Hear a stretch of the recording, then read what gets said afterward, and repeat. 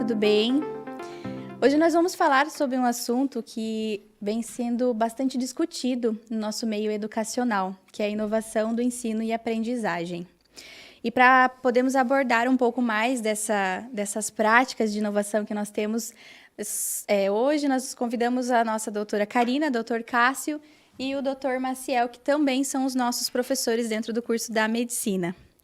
Doutora Karina, dentro da sua disciplina, né, a doutora comentou que trabalha bastante as práticas de inovação com seus alunos.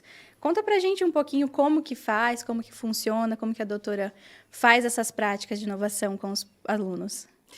Então, Jane, eu assumi no começo desse ano a disciplina de urgência e emergência. Uhum. Eu já dava aula como professora assistente na disciplina de cirurgia do idoso para o 8º período e agora assumi como coordenadora da disciplina mesmo de urgência e emergência.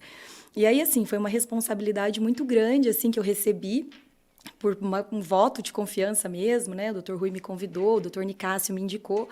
Então, eu tinha essa grande responsabilidade de assumir uma cadeira que era lindamente ministrada por um chefe, meu ex-professor, que eu admirava demais. Então, fiquei naquela assim, meu Deus, como é que eu posso fazer algum sistema de inovação para que os alunos realmente se interessem e aprendam a urgência e emergência? Eu sempre brinco com eles que, assim, a urgência e emergência é a única disciplina que realmente você tem que saber mesmo, porque todas as outras a gente ainda consegue dar uma pesquisada, ligar para um professor, conversar, discutir com um colega, mas a urgência e emergência não dá tempo, né? A gente precisa agir rápido, porque a gente tem a vida de alguém nas nossas mãos. Sim. Então, eu busquei alguns meios e o meio que eu encontrei mais bacana, assim, que eu achei que pudesse gerar um aprendizado um pouco melhor para eles, foi o meio da simulação realística, em que eu levo eles tanto para o campo, né? Eu levo eles para áreas externas de simulação realística com atores, maquiagem. Já fiz aqui na FAG com eles a Olimpíada do SAMU, em que nós simulamos um acidente com múltiplas vítimas, em que eles foram os próprios atores. Então, isso é uma curva de aprendizado muito bacana para eles.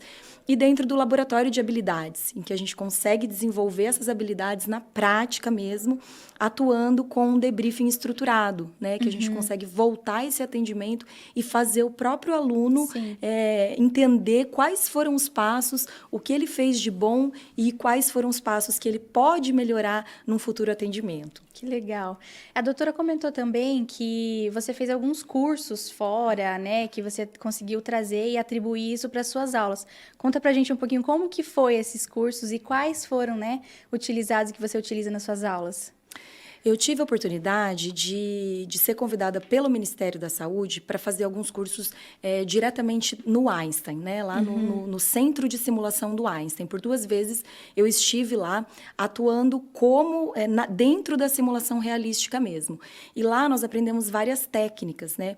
E a técnica que a gente trouxe para Cascavel e trouxe agora para os alunos da urgência e emergência é a técnica que a gente faz o debriefing, que a gente chama de PEERLS, né? Que é uma metodologia de debriefing estruturado, em que a gente monta um cenário, e esse cenário é feito todo assim, uma regrinha mnemônica para que a gente não esqueça nada que é importante.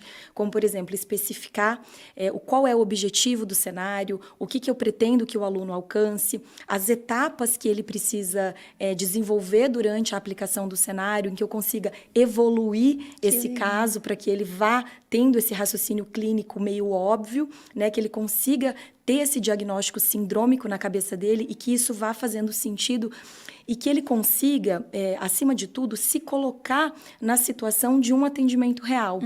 E é engraçado o feedback que os alunos dão para a gente, de dizer assim, nossa, prof, mesmo eu sabendo que eu estava numa simulação, eu fiquei nervoso, meu coração acelerou, eu comecei a suar as mãos, e a gente consegue fazer com que ele sinta essas emoções, e quando ele passar por esse atendimento real, ele consiga trazer para a realidade isso de uma maneira maneira mais natural, de uma maneira que ele já vivenciou essa experiência antes e que ele consiga atender de uma melhor forma. Que legal. E aí você já tem o retorno do aluno, né? Isso, conduzir de uma melhor forma. Uhum. E a gente está tendo um feedback. Com um pouco mais de empolgação, né? Na Isso, sua aula. e eles conseguem, assim, o feedback que eles nos dão é bastante bacana, sabe? Porque eles querem fazer monitoria, eles querem voltar pro centro de simulação, e eles querem fazer em outros horários, fora do horário da sala de aula. Que legal. Então, fica algo mais natural, assim, no processo de aprendizagem.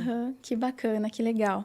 O doutor Cássio também, né, doutor? Você tem uma disciplina de seminário, né, com os alunos, que você acompanha eles praticamente durante a graduação inteira, né? E pneumologia. Como que o doutor trabalha essas inovações, essas metodologias com os alunos em sala? Bom, Janelle, assim, acho que uma coisa que é importante é que eu pego eles lá no segundo período, né? E depois eu também vejo eles no 8º período. E é a mesma matéria, é o seminário, né? E esse seminário, no começo você percebe as dificuldades, o que eles estão aprendendo ainda, e depois lá no 8º período você consegue ver a evolução que eles tiveram. Então, acho que isso é uma coisa bem fundamental. O seminário é uma matéria que você consegue integrar todas as outras disciplinas. A gente sabe que hoje a medicina está um pouco fragmentada, né, muitas especialidades, então, às vezes, o aluno, ou mesmo os médicos, eles conseguem ver os pacientes fragmentados mesmo. Então, o cardiologista, o pneumo, o gastro, o neuro. E no seminário a gente tenta mostrar para esse aluno que o que a gente trata é o paciente. Né? Então, a medicina é centrada no paciente e não na doença. Porque a partir do 5º período eles já começam a ter as especialidades. Então, até o 4º, a gente consegue ainda colocar para esse aluno a importância da medicina centrada na pessoa. Acho que isso é um fator importante, né, dentro do seminário, acho que isso é fundamental, que eu sempre digo. Não estou interessado no final, o que vai acontecer, qual é o diagnóstico desse paciente com os casos clínicos que eu coloco para eles. Mas como eu conduzo, como é que eu levo essa história até o final? Não me interessa que doença não interessa isso para mim nesse momento até o 4º período. O que me interessa é a condução disso, fazendo com que o paciente fique no centro dessa história toda. Né? Quem é esse paciente? É um idoso? Então, as doenças, elas são determinadas doenças. Na pneumologia a gente vê a asma, a gente vê o DPOC, a gente vê a pneumonia. Mas a asma numa criança, a asma num idoso, a asma num paciente do sexo masculino, do sexo feminino, na gestante, isso é diferente. Então, primeiro eu tenho que ver quem é essa pessoa, né, que eu estou tratando. Então, essa visão no início do seminário, acho que isso é muito importante, essa integração. Além disso, o seminário, o que eu tento fazer é colocar o aluno como um construtor do seu conhecimento. E não a gente passar o conhecimento, a gente transmitir. Acho que não transmitir o conhecimento, mas sim fazer com que ele mesmo seja o próprio construtor desse conhecimento. Então, isso mesmo é o seminário, é uma metodologia ativa que você está colocando o aluno no centro do aprendizado. Então, acho que isso já fala de uma metodologia já específica como uma metodologia ativa. Acho que isso é um fator. E outro fator também é que eu acho que a FAG, com o seminário, ela consegue desenvolver o raciocínio clínico desde o início. Então, lá no 2º período, onde eles estão vendo ainda fisiologia, anatomia, que muitas vezes até eu brinco que, poxa, eu não sei se eu estou fazendo medicina, se eu estou fazendo biologia, se eu estou fazendo fisioterapia. E quando você traz um caso clínico para ele, que você mostra que aquilo que ele está aprendendo lá na anatomia, na fisiologia, eu vou usar lá na frente, na minha vida de trabalho, isso já dá uma empolgação. Né? Então, acho que isso é importante. No 2º período, eu tenho feedback deles. Nossa, professor, a gente não sabia que era tão interessante. Então, talvez até eles fiquem mais animados em estudar uma parte da anatomia, da fisiologia, da isto, para saber que aquilo sim é importante. Porque muitas vezes a gente está pensando, para que eu vou usar determinada coisa? Né? Então, nem sei. E, além disso, esse raciocínio clínico, esse desenvolvimento dessa parte como eu disse, né? Como você chega até aquele diagnóstico, essa parte desse raciocínio, mesmo que isso demore um pouco, mas que você consegue chegar até lá. Né? Acho que o mais importante dessa história toda é colocando sempre o paciente no centro do aprendizado. O doutor estava comentando com a gente antes da gente iniciar, que eu achei bem interessante, tem um método que o doutor usa da caixa. Conta pra gente um pouco como que é e como que funciona. Eu vou contar, mas eu não vou poder mais usar nas aulas, então.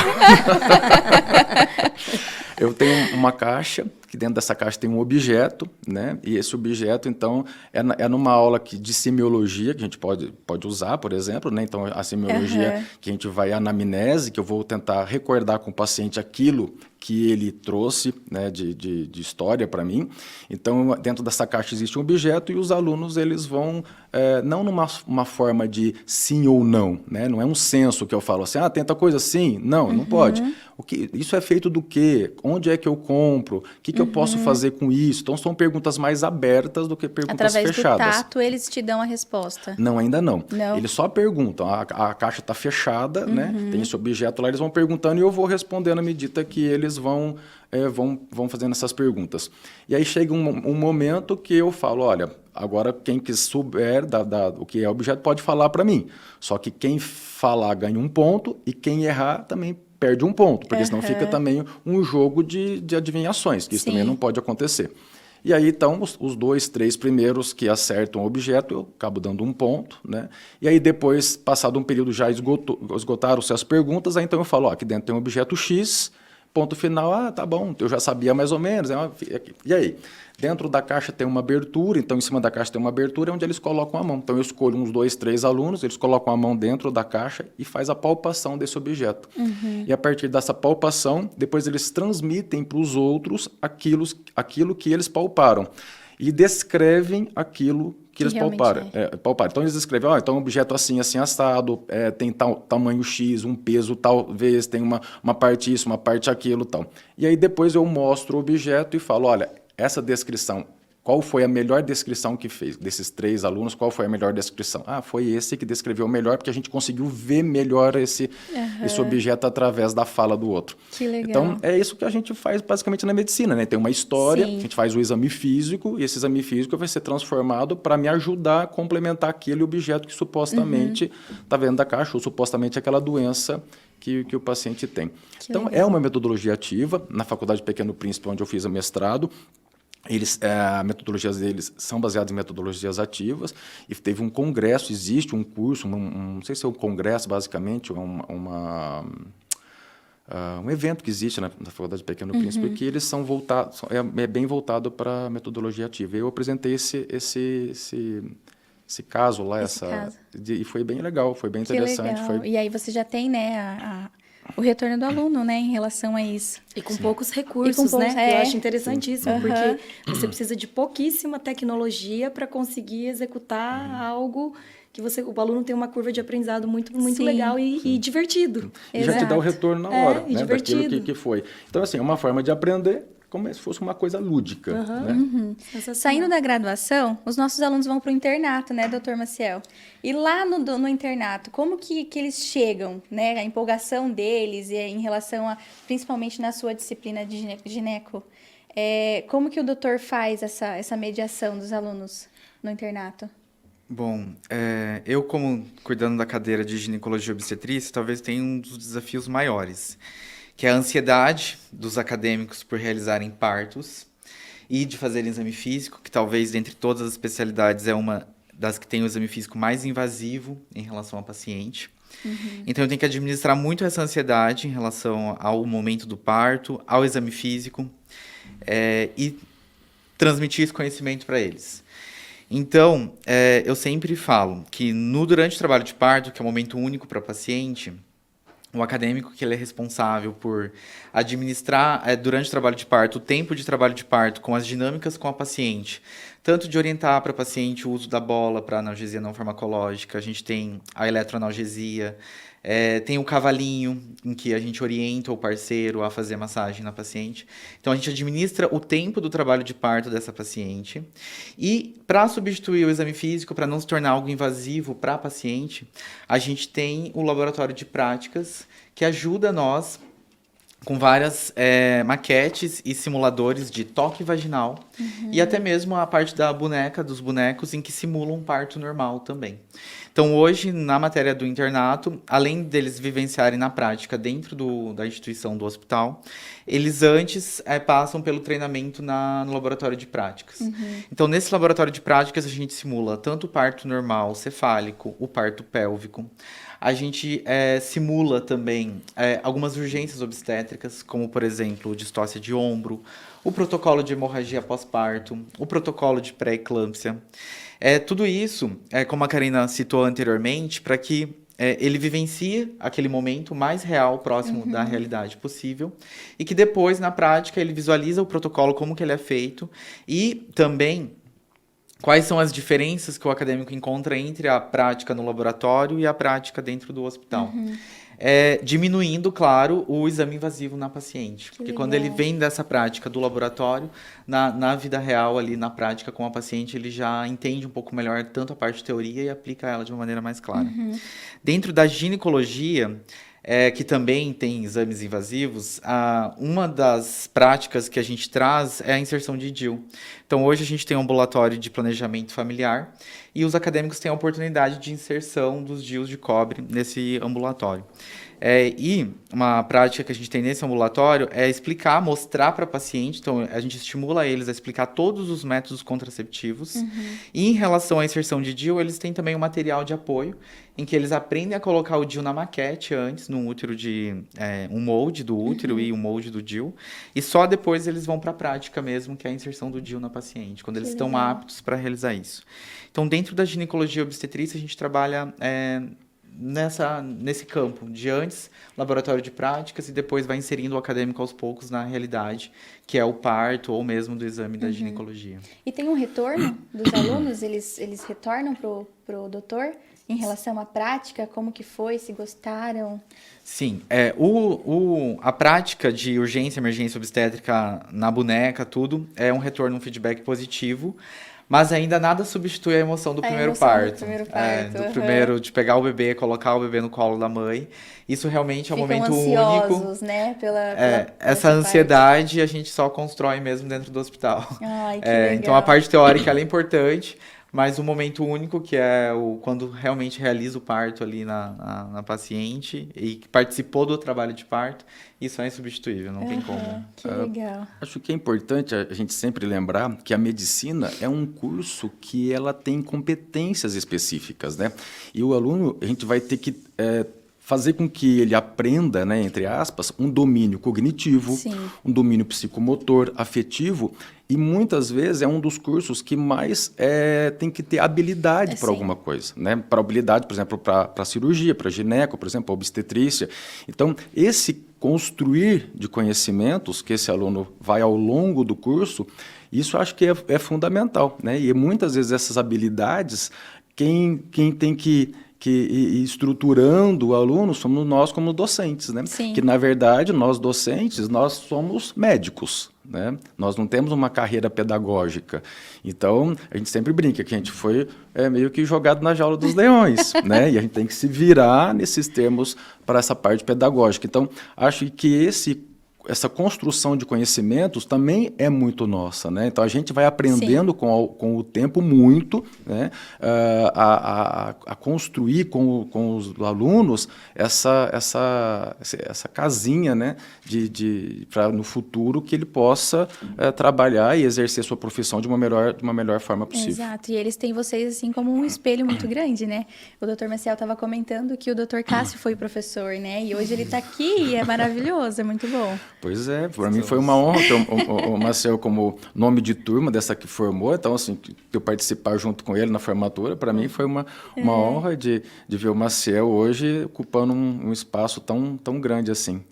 Bom. E acho também que essas questões que o Dr. Cássio falou, de essas habilidades técnicas, além disso, as habilidades não técnicas, né? Porque o professor, ele tem muito essa função também, né? O professor Cássio também foi meu professor. E eu falo muito da didática dele, porque ele falou uma coisa interessante, que nós não somos docentes de formação. Nós somos médicos que damos aula e estamos na busca, né, para tentar melhorar as nossas qualidades docentes. E isso faz parte também da gente ajudar os acadêmicos, os alunos, a desenvolver as habilidades não técnicas, né? Sim. Comunicação, dinâmica de equipe, espírito de liderança dentro de um atendimento. Então, afetividade com o paciente, empatia com o paciente, saber se colocar no lugar do outro, saber que tem um familiar aflito ali. Às vezes você está lidando com o pior momento da vida de alguém. Então, tudo isso, toda essa delicadeza também das habilidades não técnicas, que hoje em dia eu acho assim que talvez seja 80% do atendimento, né? 20% fica no conhecimento, o resto você precisa aprender a trabalhar muito bem isso.